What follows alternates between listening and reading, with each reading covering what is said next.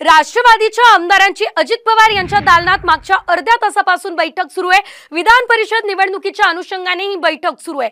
मतांचा राष्ट्रवादीचा कोटा निश्चित करण्याबाबत ही बैठक बोलावण्यात आली अशी माहिती मिळते। एकीकडे अजितदादांच्या राष्ट्रवादीची बैठक तर दुसरीकडे विधान परिषद निवडणुकीच्या दृष्टीने भाजपची महत्त्वाची बैठक आज होणार आहे। तर मुंबईमधील सर्व आमदार आणि महत्त्वाचे पदाधिकारी या बैठकीला उपस्थित राहतील। विधान परिषदेची रणनीती आज या बैठकीमध्ये ठरणार आहे। आपण बघितलं विधान परिषद निवडणुकीसाठी सर्व पक्ष कंबर कसून तयारीला लागलेले आहेत। मात्र आता विधान परिषद निवडणुकीकडे भाजप महाराष्ट्र प्रभारी आढावा घेतील। उद्या भाजपचे महाराष्ट्र प्रभारी भूपेंद्र यादव हे मुंबईमध्ये येणार आहे।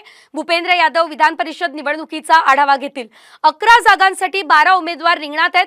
त्यामुळे आता 11वी जागा कुणाकडे जाणार आणि कुणाचे आमदार क्रॉस वोटिंग करणार याकडे लक्ष आहे।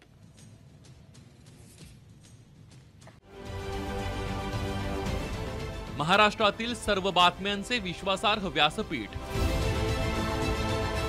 सकाळच्या सर्व सोशल मीडिया प्लॅटफॉर्मला लाईक, फॉलो आणि सबस्क्राइब करा। तसंच सर्व नोटिफिकेशनसाठी बेल आयकॉन प्रेस करायला विसरू नका।